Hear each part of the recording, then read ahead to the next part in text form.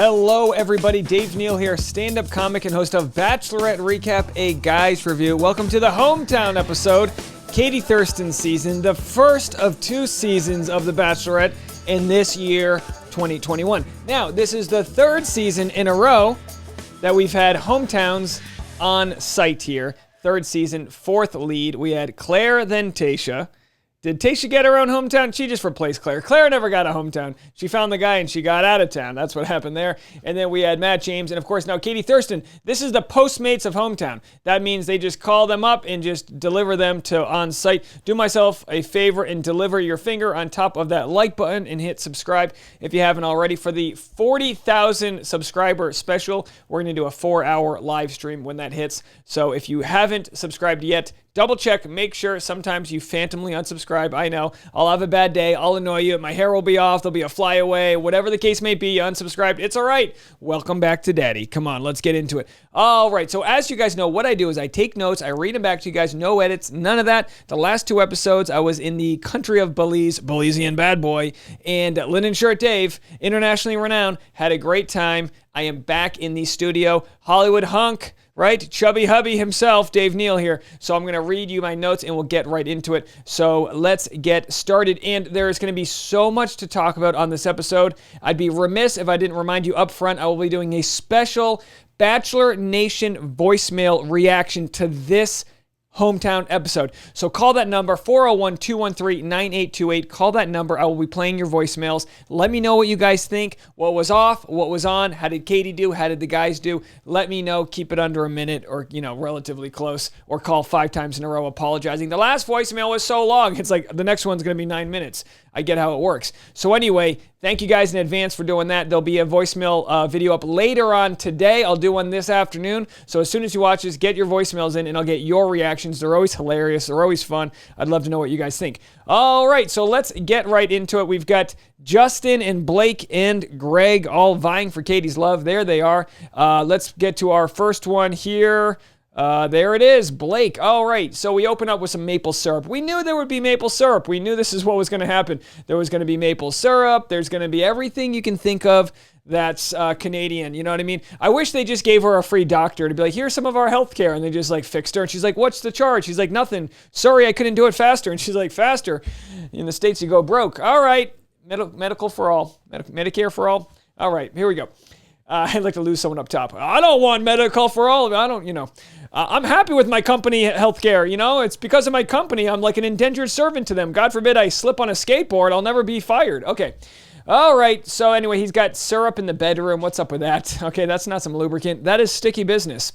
No surprises there. Blake shows Katie that he plays darts at the bar. Blake's just the best friend. Blake's the guy you call when you need a buddy to hang out with. He's just ready to go. I was chatting with my Discord, which there'll be a link in the comment section if you aren't a part of the Discord. It's amazing. It's a free chat app where everyone who follows the show in my channel can all chat. I don't know why I talk like that, like we're in a typewriter. We do that and then we hit the send and we just kind of do that typewriter thing. And anyway, I was saying, wouldn't you love to hang out with Blake's family in an igloo somewhere? I don't know what you do in Canada, but I want to go ice fishing with you guys. Take Dave ice fishing.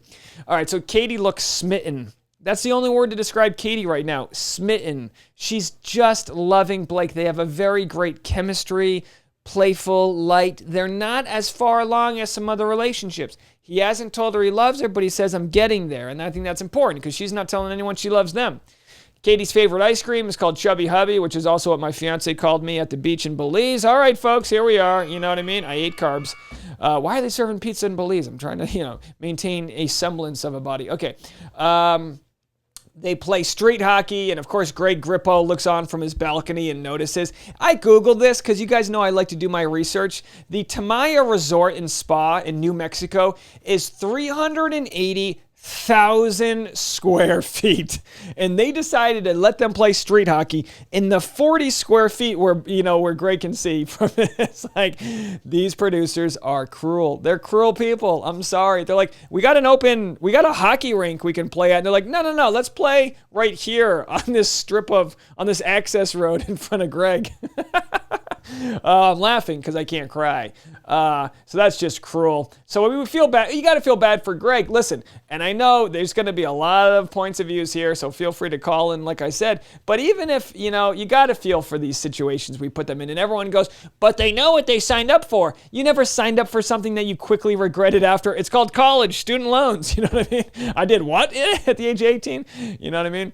All right, you're going to pay for it just like HPV every month. All right, time to meet Blake's. I'm kidding. Most people can, go undetected. So they say, time to meet Blake's family.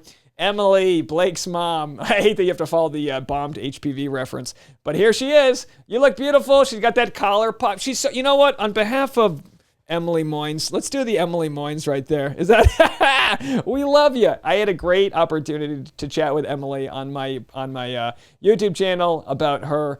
Her life, really, and she's just full of so much knowledge. She's releasing a podcast, I think tomorrow or the next day, which if anyone's been through heartbreak or divorce or have overcome adversity, like she's done it all. She's got all the answers. We love we love Blake's mom. Greg's mom's fine too, but this is for Emily Moynes, Blake's mom. You know what? Blake is Emily's son.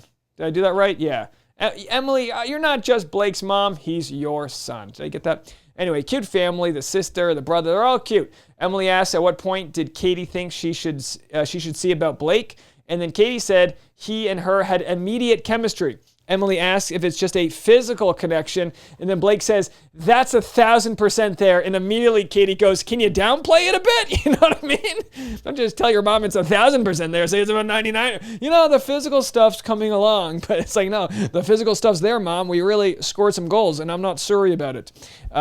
Let's just say we got some use out of that syrup by the bedside. What does that even mean? I don't know.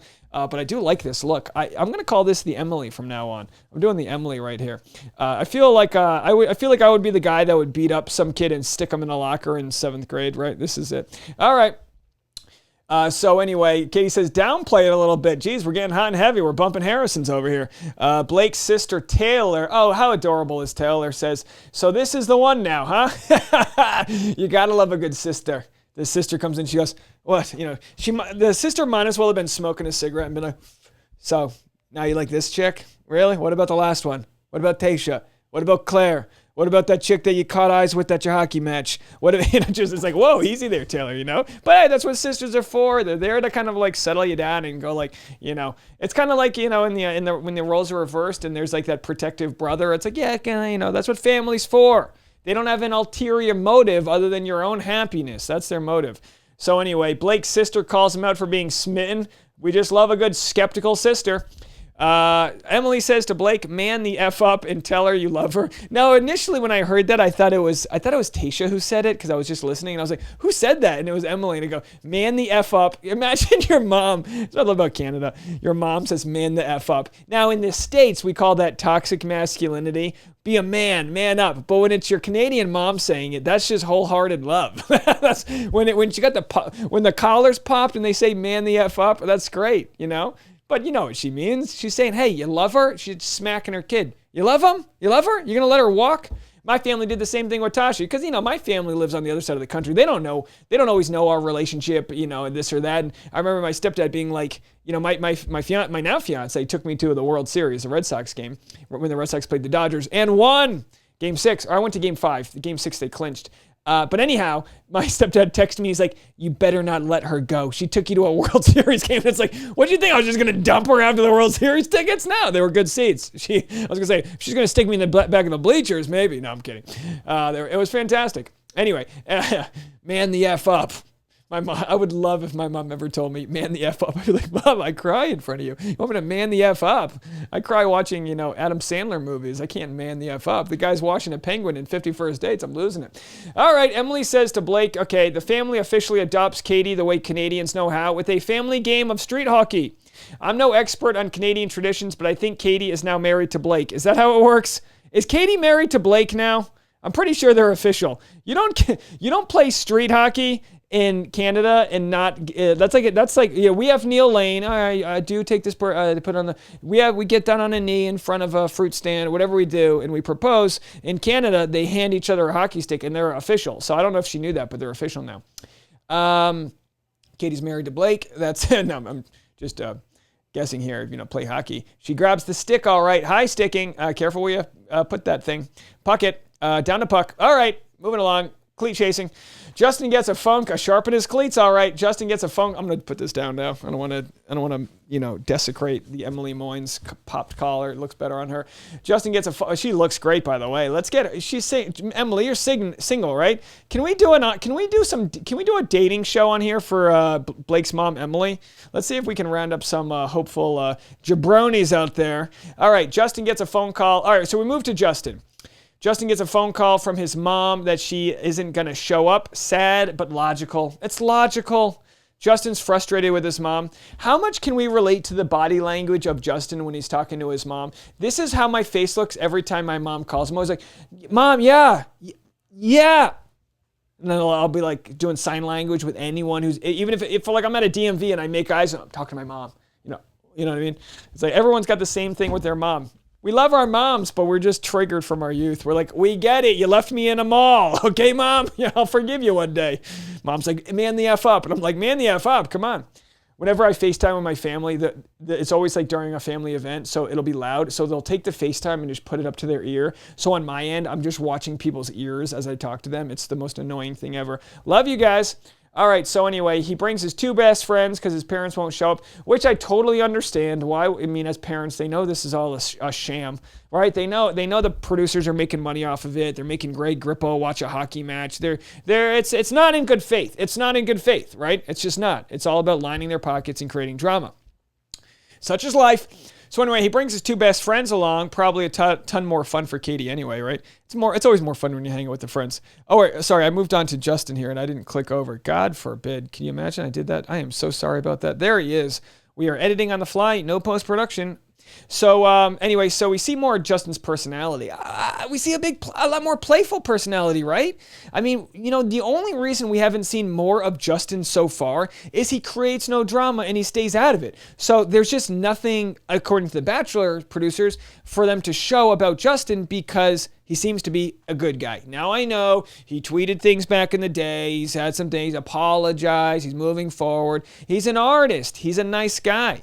You saw my video about the facial recognition. I made a reaction to the face reactions expert, and she said that Justin's a lover and they have a great chemistry and they'd be good together. So I don't know. Could Justin be Bachelor? In my eyes, he could. Let me know what you guys think.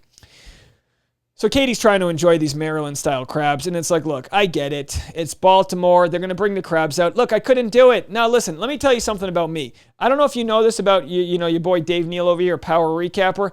I don't eat animals with exoskeletons. I don't. You know what? That might be a me thing.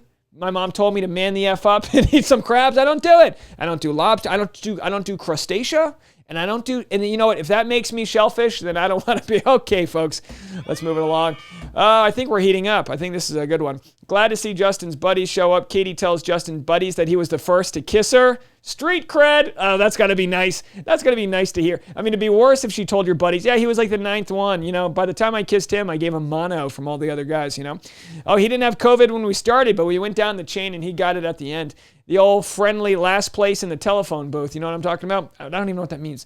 So anyway, Katie says he's a great kisser, and then the friend goes, that's my boy. How funny is that as friends? You know what? If one of my best friends back in the day, my buddy Darren, he's in a relationship, but if I met a girl that was dating Darren and she said to me, hey, he's really good at banging. He's really good at bumping that Harris. And I'd be like, my guy. Yes, sir. My guy. As if it matters at all. You know what I mean? Like I take pride in my buddy being able to, make those hips move. Okay. When I do that, I just feel like I, gonna have a back spasm.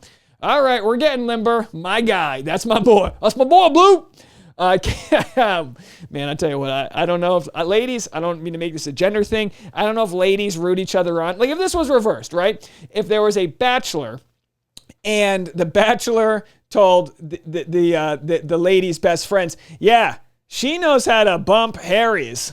I don't know if the friends would be like, oh yeah, that's my girl. She's a crazy one, isn't she? Maybe they will. I don't know. I don't know why that's the accent, but I feel like guys, we're just rooted in some sort of like, my guy. Anyway, I really enjoyed that moment, and I don't know if I'm connecting with anybody. Hashtag, that's my guy. Katie says, I do believe we can get there. That's just not the level she's on with Blake. Because with Blake, she's like, oh my gosh, she's smitten. With with Justin, she's like, yeah, we can get there. Yeah. Very optimistic. When you raise your octave level in your voice when you're lying to yourself. No. Yeah, I think this is gonna be fine. I think it's gonna work out great. That won't be a problem. That's not a confident statement. Imagine if you're on a road trip and you ask your husband, do you have directions? And he says, I do believe we can get there. That's no good. You know what I mean? Yeah, honey, I believe we can get there. Next thing you know, you're broken down at a truck stop in Des Moines. And it's like, what are we doing? We're going to San Diego. Greg's turn, Jersey Beach Town vibes. They're going for the Jersey Beach Town vibes. Greg says he hasn't played basketball since his dad passed, so he opened up to play with Katie, which is really sad. Look, there's going to be so much. I know so many people from my Discord told me how triggering this whole date was and everything, and I totally have so much empathy for that. I also see someone like Greg who just seems so fixable. It seems like there's a Rubik's Cube that's a few moves away because you can see his own self-sabotaging, but you can also see Katie standing on the train tracks and Greg doesn't have the control of the brakes. You know what I mean? A runaway train. They look cute together. Greg's warming up to her. Greg tells Katie it rains in Jersey too, and then they turn the water on.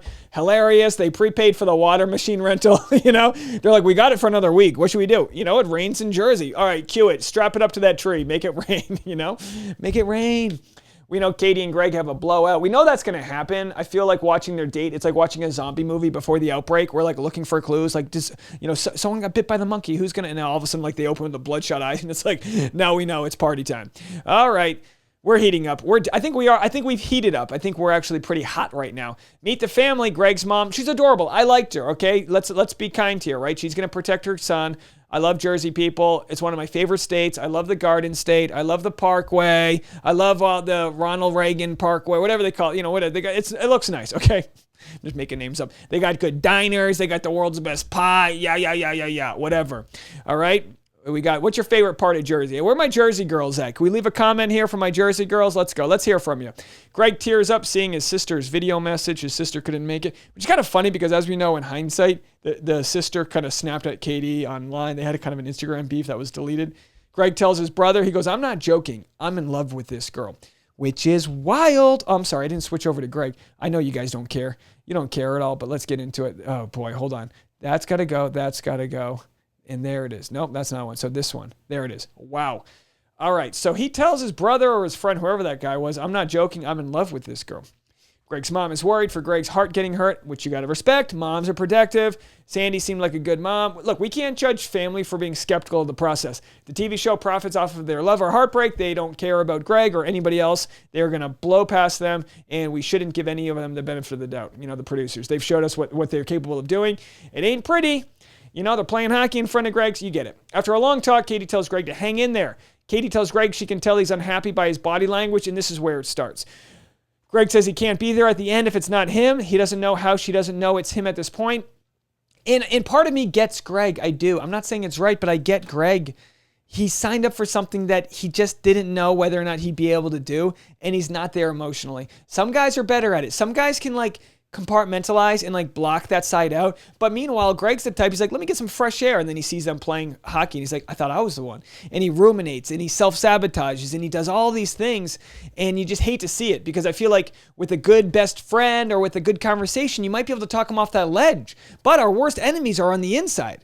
These are the worst enemies right here. And he clearly couldn't dodge it. And some people were saying in the chat, oh my gosh, he needs all this therapy. And it's like, maybe that's the case and therapy is good for you. But also, maybe this scenario is going to help him recover in some weird way. And you hate that, Katie's collateral damage. The next day, Greg goes to chat with Katie. It doesn't go how he says, I don't know how it's going to go. It doesn't go good. He says, when I told you I loved you, I felt like I was talking to a stranger. Katie says she's sorry it came off that way. Katie says she won't say the L word until the end. Greg says she completely mowed over him telling her that. The problem here is Katie apologizes and yet he continues to harp. He was interrupting her apology. She's like, I'm sorry. He needs empathy for what she's going through. He doesn't know what she's going through. She's got to play it cool and have all these convos. And he's looking at her like she was dead to him. And chances are she's thinking things she just isn't going to say yet. Could she have done a better job of communicating to him? Maybe. Or maybe this is how it was supposed to be, Greg says, I've reached my breaking point with this. And I'm thinking, did I miss an episode? This escalated so fast. Katie responds. I mean, like Greg's parents haven't even flown home yet. You know what I mean? They're still eating, whatever they're crab cake. No, that was the other guy. Whatever they're doing. They're not even at the airport yet. Katie responds with, so this one time you didn't get me, you just want to be done.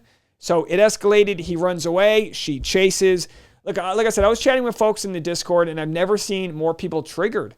It's like everyone's been in this unforgiving convo where like you can't fix something that's so glaringly, obviously easy to fix. It's like, no, Greg, listen, she likes you a lot. You just need to like blindly go forward. And he couldn't do that. He couldn't bring the walls down enough to let her in. He was willing to break up under his terms, and that's a control issue. I'm not any psychotherapist. I don't know anything about this, but I know it wasn't pretty.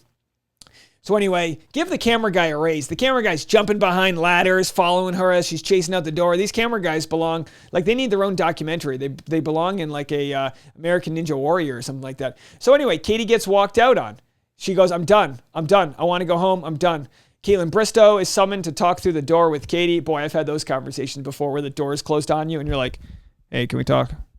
I don't want to talk to you. Please, can we just talk for a second? Leave me alone. I just think if you would let me talk to you for a second, that things would get better. I don't want to talk to you. You're a jerk. Yeah, but I'm going to cook you some dinner and you might feel better. And maybe we'll take a warm shower and we can like put masks on and watch Harry Potter. Look, I don't care. And then like 3 minutes go by and then the door opens up and you're like, yes. But anyway, this was a little different because it was Caitlin Bristow. And she's trying to talk. And boy, give Caitlin Bristow a raise and Tayshia. Give them an equal raise. I don't care. The point is, Caitlin Bristow was there. I wonder if Tayshia was around. Like, is one of them on call? Like, I want to know what that conversation was like by the producers to be like, can we get Caitlin here? We've got Katie Thurston locked in a bathroom.